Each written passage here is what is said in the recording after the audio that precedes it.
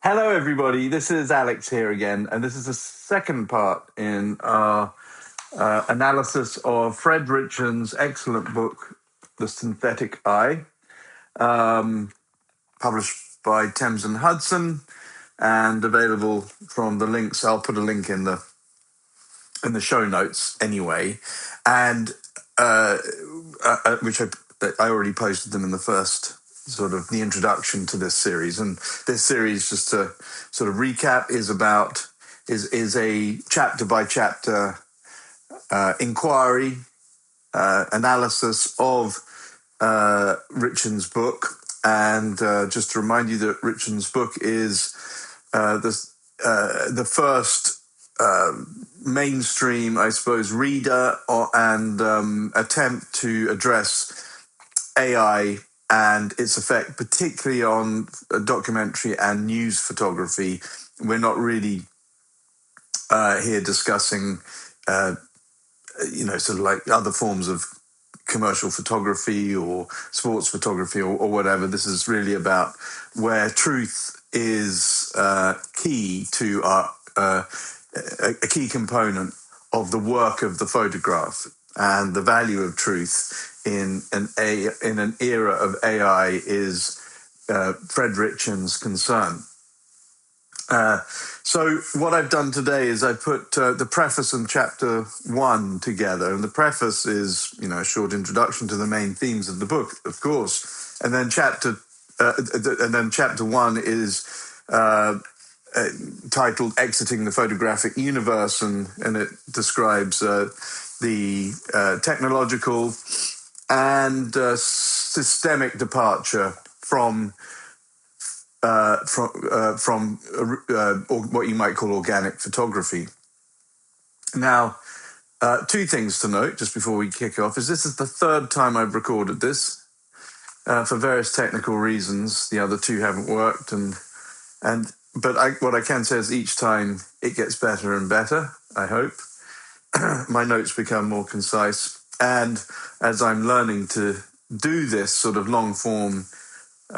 these long form talks, I feel that I'm sort of learning along the way. So bear with me, please. The notes I've made are pretty pithy, and my attempts to be increasingly concise are bearing fruit, I think. So third time lucky. And I don't know if you watched it, but just now we watched Arsenal beat Tottenham Hotspur 4-1 at Spurs at White Hart Lane. And I'm not a supporter of either team, but I was kind of rushing to get the last time I was doing this done before the start of that match, because it was such a crucial match for the Premiership. I'm not a big football head. I actually support QPR, but that match was really quite something. I think it was something of a turning point for the season. If you follow the English Premier League, it was very exciting. At least 2/3 of it was. Anyway, let's crack on. Conciseness is key. Right, so let's get into the preface. The medium, the first sort of comment so my comments are really the things that jump out at me and that I want to talk about from what I think are the most interesting points. Now, if you read this along with these talks, other things will jump out at you. I have no doubt. This is my take, and this is a personal take. So, Ritchin talks about how the medium of photography has been simulated, and what he means by this is that with the AI, we talked about this in the last episode, but I think it's such an important thing that I want to talk about it again. Forgive me, I'm just going to put my phone on silent, because the last time it went wrong because I didn't do that. I've done it now. Okay, so in the age of AI,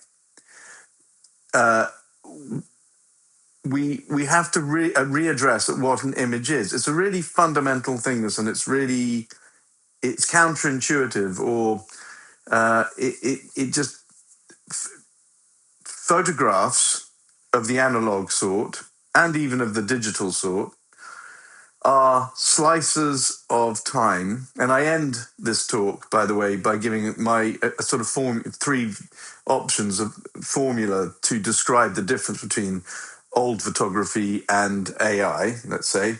But let's just, for the time being, we just want to establish that old photography happened temporally, that is to say, it happened in time, it happened in space, and the resulting image is referent to the world at large. So, in other words, the image happened at a certain time in a certain location, and whatever the image was, whether it recorded a blurry image or a sharp image, it will refer to the world, the physical world. Okay. Now, an AI is just an image that looks like a photograph. It's an image that was built according to other criteria, a prompt that somebody had to write, and is the result of several systems of fabrication. It never happened in time. It didn't happen in space, and it didn't happen in an instant. It was the accretion of various values, probabilities, and statistics that created an image. And the fact is that they look like photographs. And the only reason we're talking about this is because they actually look like photographs. Because what AI is doing is it's co-opting the truth value of photography. All we care about is that people will read them as photographs, and because they're reading them as photographs, they will infer from the image some of the truth, the weight of truth that photographs convey. Now, we can talk about what the value of truth is in a photograph, in an organic photograph, and we know how mutable that can be. You know, we can crop, we can retouch, we can Photoshop, as it were. We can, context is very important, how it's shown, captions, and all of those sort of things all give meaning to photographs. But the fact is that a photograph, so long as it is really a photograph, did actually happen in time and space. And the context of how it's shown is another discussion. But what AI is doing is co-opting that truthiness, if you like, of a photograph. And so the medium, so Fred Ritchin uses the word simulated, and I think that's a good word, but I think emulated is a good word, is a better word, because emulate implies a degree of contrivance. I think Ritchin goes too far in undermining the value of photography, because whilst he's saying that these AIs now undermine the value of photography, as it were, or the photographic medium, or what looks like and purports to be a photograph, I think that we still believe essentially in photographs. I think despite all of the all that we know about what people do to photographs and how they repurpose them, and there's countless examples of imagery, say, coming out of various parts of the world where terrible things are happening, where we discover that in fact the image that was supposed to be date and place stamped as a certain place was in fact 3 years earlier or something, and people are using them politically to co-opt. So we know that's happening, but I think we still believe in the image and moving images, and I think that we need to address how we read images, and we touched on that a little bit later. Ritchin calls organic photography in its simplest terms, a confrontation with the visible, and I think that is a really, really a good way of describing photography. With the AI, and in particular manipulation, anything post 1991 where Photoshop comes in, but particularly with AI, image production becomes a collaborative effort rather than a single autonomous act. And and I think that's really important, because before Photoshop and before AI, a photograph on the whole, by a very, very large, in a very large proportion, was a single exposure at a certain time and place, and that's how we read them, or read them, and it was made by one person. And okay, maybe a publisher and a picture editor and a designer were part of that. The process by which that photograph became distributed. I still think that we think of photographs as being the act of one person, whereas Photoshop, or particularly AI, is now a collaboration between various different agencies, technological and human. So perhaps a human writes a prompt, and Ritchin does a lot of examination of prompts, which we'll come to. And I wrote here a little note here where Ritchin spends a lot of time testing AI image builders with apps like DALL-E and Dream Studio.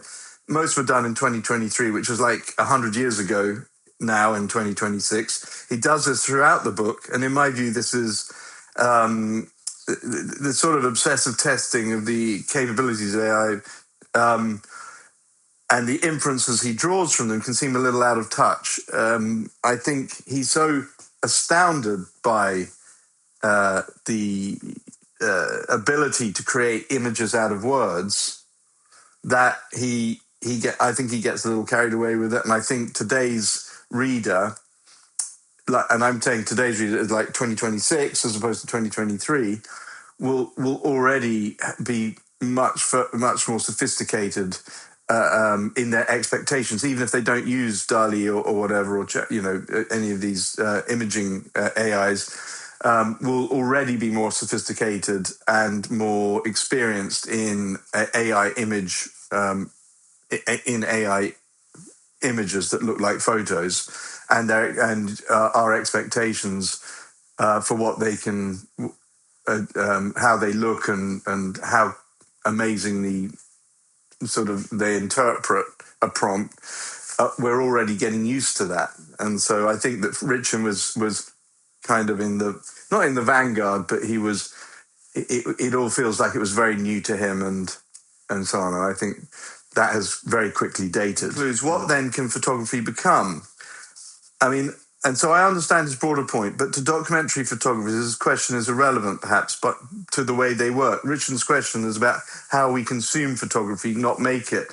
And I think this is really important, because I think as documentary photographers, or people who do street photography, or people who do work, photographs in time and space, AI is completely irrelevant. In fact, my view is that AI will make that work more valuable, because it will exist in contrast and in contradiction to the sort of extraordinary things that AI can create. And I think it will reaffirm the human in the process of making photographic images. Ritchin's point is about how we make photographs, but I think that really the book is about, what we're talking about, and the value of what Ritchin's talking about is really about how we consume the images, how we make images. It's up to the individual artist, and if a photographer wants to employ AI in their work, well, they can do that. And we talk about this later in the book, about how AI is becoming part of the news cycle. AI images and movies are becoming part of the image cycle. So it is happening, and we will talk about it later. But for the now, I think the book is about Ritchin's main purpose is to make us reconsider our role as consumers of imagery, both AI and traditional photographic imagery, and to reassess ourselves as readers of this work. And and I think that we've been over the. I mean, the point I've made is can AI photo real imagery, or photo lights, be considered photography? Of course, it isn't photography. It just looks like photography, and that's what we have to remember. is this discussion really about a new medium that disguises itself in the clothes of photography, co-opting its values for its own purposes, that should not be interrogated from the purely photographic perspective? Because I understand that we're talking about photography and imagery, but like I said before, we're only talking about it because AI looks like photographs. Okay, the appearance of photo-like AI imagery means that we must examine the image from the other side. Studies of photography have tended to examine it from the point of view of the origin of an image or the mechanical means of its production. Now we must understand that all images are a construct that adopts the aesthetics and cultural dominion of the photograph, but is constructed entirely from ones and zeros without the need of a real-world intervention. I think this is what it all boils down to, and I'll keep going on about this because if we get bogged down in this idea that they're the same thing just because they look the same, we'll never get anywhere. And I think that photographers from my neck of the photographic woods, as it were, which are the documentary and photojournalists and that sort of thing, need to be reassured that not only is the work that they're doing valuable in an age of AI, but it is also going to, I believe, increase in value. And we may need some tools to market as original photography, but on the assumption that we can establish those tools, and Ritchin again talks about this later in the book, that actually our work will continue just the same, and we can ignore what's happening in AI image making if we choose so to do. Okay, so that's the preface. We go on to chapter 1, so exiting the photographic universe, and this is about how photography has departed from the old ways, the old photographic ways. Since 1991 and the advent of Photoshop, we no longer, as photographers and as consumers of photography, can read photographs the same because we know everything is mutable. And first of all, it was just scanned film, and then you could, change something. And I can tell you that I was in 1991, I was 21, and I went with my boss, Peter Rauter, who's a very well-known commercial, advertising photographer of the time. I was an assistant. I went along with him and another assistant to Leicester to a demonstration of the first version of Photoshop. And in this room in a warehouse in Leicester was a bunch of other photographers who were all quite excited, very excited to see this new technology. And they demonstrated it by, on the screen, they put up a picture of a cockerel, the head of a cockerel in profile, and it had its cockscomb and everything. And then this operator lassoed the cockscomb, cut it out, and replaced it with a flame. And everybody went, wow, that's amazing, and it was so quick. And I can remember at the time thinking, yeah, wow, that's amazing, and wow, that's so boring. Something about it just didn't appeal to me. And I think that there was a moment there where I realized, and it was just another moment in many moments where I realized I was in the wrong branch of photography for me, because there was something about, I couldn't understand why photography, which was this amazing thing that could take existence out of the air, could then be transmuted or mutilated, if you like, using a machine. And I just didn't see any beauty in that at all. Other people didn't. Other people continued to. And I have nothing against that at all. It just doesn't interest me, and it never has done. And from the very first moment I saw it, I knew that it wasn't for me. So that is why I shoot digi, of course, now, and everything. And but I do still shoot film. But I see that there is a sort of part of photography that I am I love very much, and there's another part of it which is necessary. Need to know how to use Photoshop. We need to know how to clean up images and remove things and touch them up for commercial purposes and sometimes for aesthetic purposes. But I don't find it intrinsically interesting. And so, anyway, Ritchin explores and gives an example to set the tone, set the scene. The writer Italo Calvino's 1955 short story, The Adventure of a Photographer. And Calvino in 1955, which remember was smack in the middle of the old ways of photography, the original, everything was film. Expectations of photography were still, had not changed much technically, for the last 50 years. So, and he predicted our desire to harness photography's power to take, and this is the quote from Calvino, to take tangible possession of the day. So in 1955, Calvino understood that one of the things that would happen to photography as it became ubiquitous was that we would then use it to photograph things, our daily lives. It would become mundane, and we would use it, and that is exactly what we do now. We use our phones to snap everything. He understood that a photograph is different from that which it refers to, and this is a really big division in photography, and something which, so for example, Gary Winogrand said he liked to photograph because he wanted to see what something looked like once it had been photographed.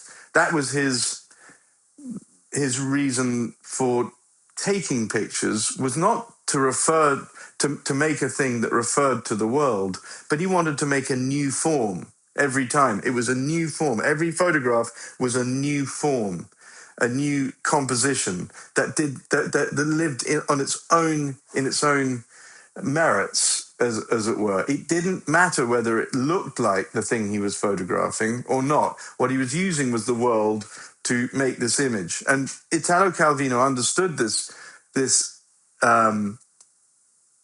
position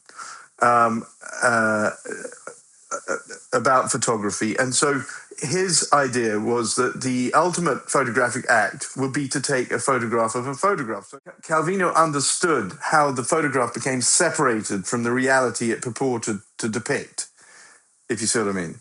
And so, and we have now, as a population that lives in an image, in an image saturated universe, become used to the idea that the photograph is not just a referent of the world. It has now become a mutatable or a mutable referent of the world, and so we're constantly having to adjust to, as consumers of photography, to the way photography is distributed and disseminated and broadcast. So. Ritchin has made a very interesting, I think, observation that takes us from Calvino's idea of the photograph as a material object, as it were, into a new world, a new way of looking at photography, which is that it no longer has that sort of immutable state, almost brick-like, quality. It is now an intangible thing that can be mutated in many different ways, and that's where we're at. I mean, of course, people have manipulated images throughout history, and one of the first, we can all talk about. Like Stalin's, retouching of photographs that removed unfavored members of the Politburo or whatever. But the first really sort of like really well-known example of this was when Time magazine in 1994 put a picture of O.J. Simpson on the cover, which I think had been taken from a mugshot, and they actually sort of burnt it in a bit, and they changed they for aesthetic purposes they mutated it, and they sold this photoshopped the idea of this photoshopped image because they said that their new way of dealing with it increased the the impact of the image. So they were so for the first time, the editorial team was actually taking a hand directly in the development of an image which they were publishing, and so suddenly it went from the photographer making a print of his picture, which then gets reproduced on a magazine. Now the magazine's editors, effectively the owners of the magazine, are themselves taking a hand, and so it becomes a collaborative effort. So photography now is a collaborative effort, and I think, and I'll say this again, but I think Ritchin is too quick to call time on the generally held sanctity of the photographic image. He may be right in intellectual circles, but not in the general population. And by this, I mean, he often refers to us as now as the image, the photographic image, as carrying much less weight or integrity than it used to. I don't think that's how we view photography. And I think that we still innately believe in the photographic image. We just are growing more sophisticated. And I'll come back to how we, the reader, are changing in a moment. I think Ritchin's book is as much about the development of photography away from its organic roots as it is about AI. AI imagery is not at all the same as manipulated originals. AI images are made from the ground up, and manipulated originals contain a kernel of the original confrontation with reality in them. And so I think that this is as much about how we, the reader, adjust to the new reality of imagery, whether it is a photograph or looks like a photograph. And in the new digital world, in the new AI world, the images are mapped to human desire. This is a really important change, political change in the way that the images are made and used. Photo-like images are made and used. And he quotes Sontag here. Okay, this is the quote. "A capitalist society requires a culture based on images. It needs to furnish vast amounts of entertainment to stimulate buying and anesthetize the injuries of class, race, and sex." She goes on, "Social change is replaced by a change in the images. The freedom to consume a plurality of images is equated with freedom itself. The narrowing of free political choice to free economic consumption requires the unlimited production and consumption of images." Now, this is really, really an important point, because what it means is that in a capitalist society, we need to free the image from the tethers of reality in order to map human desires as when I say we, I mean corporations and businesses want to provoke or evoke in consumers to make them buy more things. So we create businesses provoke a response, a desire from their from consumers by eliciting fear, okay, or need.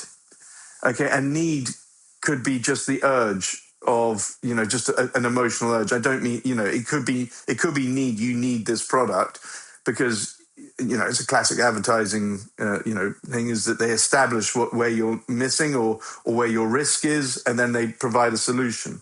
And if you can take photography, if you can take the imagery you use away from it having to be made in real life space and time, and now made via prompt written by an advertising company or whatever, that is designed, so the image is the result of a prompt that is designed to specifically engage the consumer and provoke or evoke a response from them, a desire from them, then this is capitalism unleashed. Okay, this is why imagery is so important. AI imagery is around now, and you've got to ask yourself, well, I mean, AI imagery was going to happen at some time, but the point is that it's happening now because it is the absolutely necessary adjunct and it's sort of collaborator tool of mass consumerism, because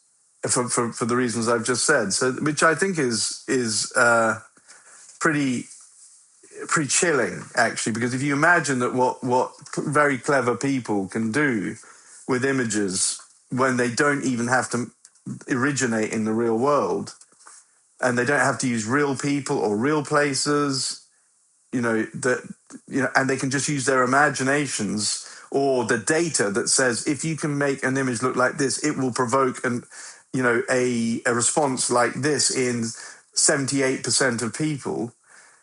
You can see how this stuff can just really just go straight into the human mind and fucks with our subconscious, and that is exactly what they'll be trying to do with it. So we need to wise up and become more sophisticated readers of images, so that we can know when this is happening and we can tell when this is happening.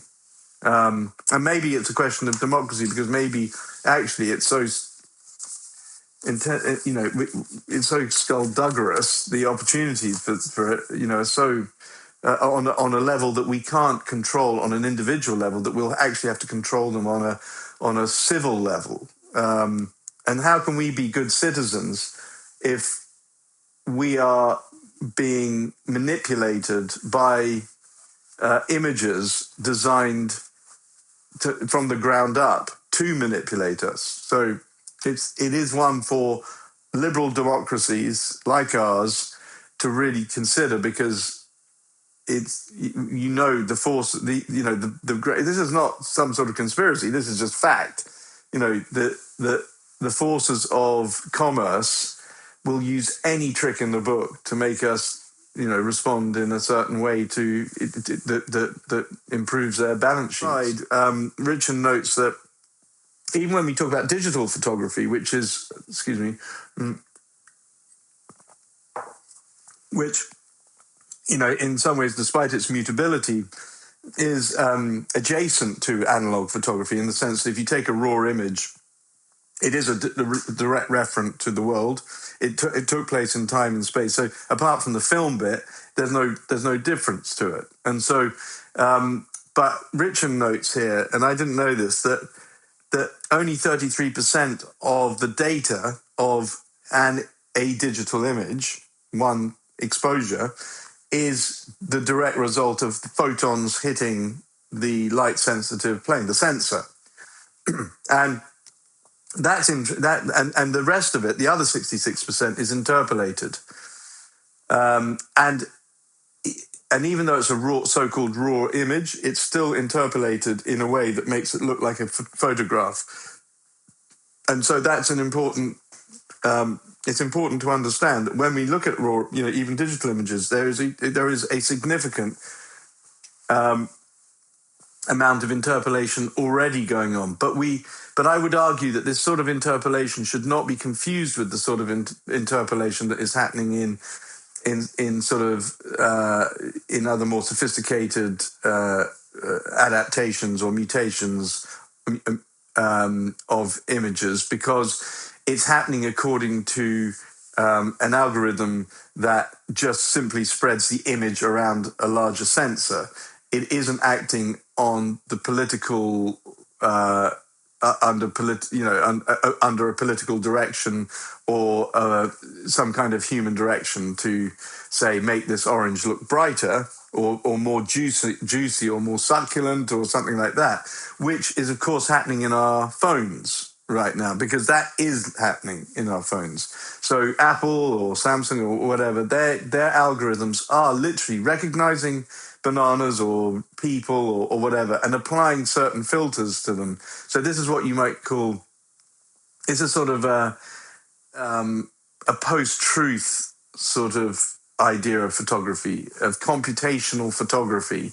That so I would we need to differentiate between straight digi pictures, which journalists are using all the time, and photo documentarians are using all the time, and what goes on in our smartphones, because sometimes these are conflated, and they're not the same thing.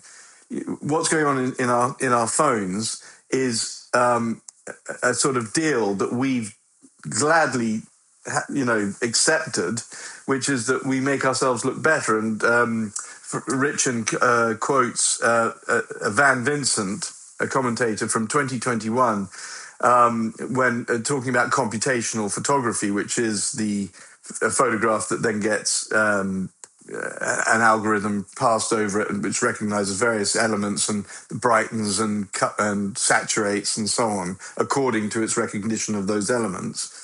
Like it makes the sky bluer. I don't know if you've ever noticed that. And just as an aside, I use an app called Halide, which actually on the iPhone, and that you can take pictures and there's no processing goes on whatsoever, and it's quite nice. In fact, it's very nice, and it makes your phone feel much more like a camera, funnily enough. And Van Vincent said, your smartphone photos are totally fake and you love it, and it's absolutely true. We love that sort of slight augmentation that makes our lives look a bit better and a bit sunnier and a bit more colourful and rich than that sort of odd, dull sort of mundanity of our quotidian existence.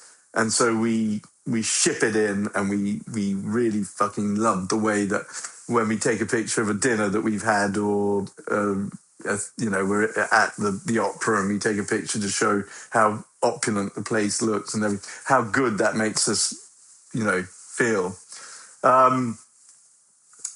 So then, as the mutability of the medium is further disseminated and adopted, Ritchin points out that the collective cynicism to what the message in the medium of photography leads to us being harder to outrage or motivate by a single image. And he goes on in subsequent chapters to talk about this in more detail, so I'll leave that till a later time.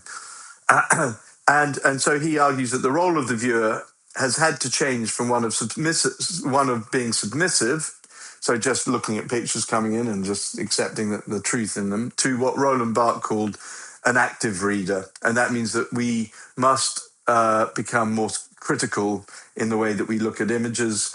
And I think that's very easy or very important to differentiate between what is cynical and what is skeptical. And I think we need to become more skeptical without becoming cynical. And the problem is that we're just fired. I mean, I look at my Instagram and like many people, I spend too much time looking at Instagram, and I'm now don't believe some of the things I'm seeing. Now, that I might be right a proportion of the time, but there's definitely stuff I've seen which I'm completely dismissing because I believe it's AI. Because I just can't believe that exists. And that is a real problem for civic society, for democracy, because it means that we can never trust. Somebody can always undermine an image, and it's happening all the time. People do it.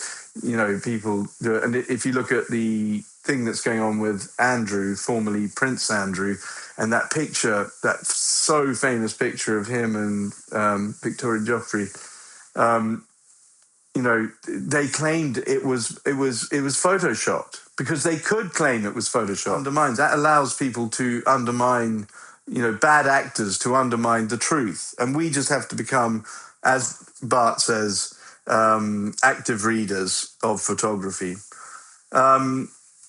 Okay, moving on. Photography now is an indicator rather than indicated, and that means that photography as it appears, and I include AI images in that, is that it now becomes that the image is the message. So the image now becomes the message, whereas before the image had a sort of latent role in the message. It was like the image just supported the facts as they were put before us. The image is now the so-called fact, even that it's completely fact-free, but the image becomes, now that it is constructed, it is as if a writer has sat down, or a painter has sat down to paint a scene, and so it's just as false and artificial as a painting. And a photo-like image is just as false and as a painting, as a painting, except it looks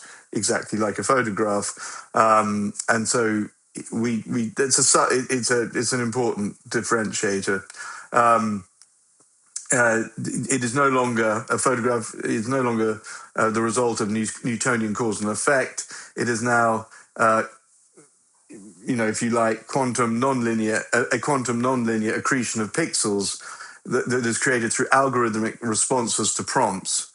And those prompts, as I already mentioned, are equal to or resulting from a drive to harness human desire. Ritchin asks, or it may be that we're entering a moment in history where we accept that there is no visual truth anymore. I mean, okay, so I think that is pretty much it for the first chapter. I'm going to leave you. I'm just going to finish with a couple of formulas, and I hope that you can cope with this after everything I've been talking about. And I was trying to work out, a way of pithily putting what is the difference between a photograph and an AI image. Okay, so try these on and let me know what you think. Okay, a photograph equals index, and an AI image equals inference. Now, that means that the photograph is an index. It's indexical of the real world. It lists things. So if I took a picture down there, it would say, you would see a light or several lights and a sofa and, windows and so on that actually existed in the real world. That is what I mean by an index, okay? Whereas an AI image is an inference. So it's an inference of a prompt, okay, which then, using statistical probability, creates an image to the best of its assumptions, let's say, which it will pull out of thin air. And the better the prompt, the more closely it will resemble the prompt writer's wishes, let's say. So, okay, let's try, that's that one. Let's try this one. Photography equals physical causation. An AI image is statistical simulation. I think that one's self-explanatory. Or let's try another one. The third one, okay. Both forms of images are reference, but in different ways. Photography is spatially fixed, singular, and temporally fixed. Now that means that singular bit, okay, so spatially fixed, it happened in space, and it, was taken of that image over there. Temporally fixed, it was taken at a certain time. And singular, meaning that there was the exposure. Okay, that was it. Click. There was one exposure, and it could have been a 60th of a second, a minute, or 3,000ths of a second, whatever. But so those three things combine to make the image. Whereas an AI photo-like is statistically inferred, prompt conditioned, and learned learned from time and space. So that means that it recreates all of those things which a real photograph has to contain, but it does it by using statistics that are evoked by the prompt that was used to create it. Thank you very much for listening. This is the third time I've recorded this, and I am desperately trying to get better at talking to the computer screen, to you, beyond the computer screen. I thank you very much for coming with me on this journey, because it's as much a journey of exploration for me, and I hope you enjoy it. And I really wish, I just want to say, I got a huge number of emails and comments from the last one I posted introducing the series, and some of the comments were incredibly well written. Really thought out, and they were long. They were proper engaged. I was just thrilled. I can't tell you. Please put your comments in the comments here, or write to me directly, and I'll write back to you. I always will, but if you put your comments in here, then everybody else will be able to see them. So please, if you want to pick me up on anything or add to what I've said or whatever, bung the comments in this in the Substack here, or if you're watching on YouTube, in the comments below in the comments below. Certainly. Anyway, listen, thank you so much. I can't tell you, I'm grateful. If you've made it this far, I'm grateful to you.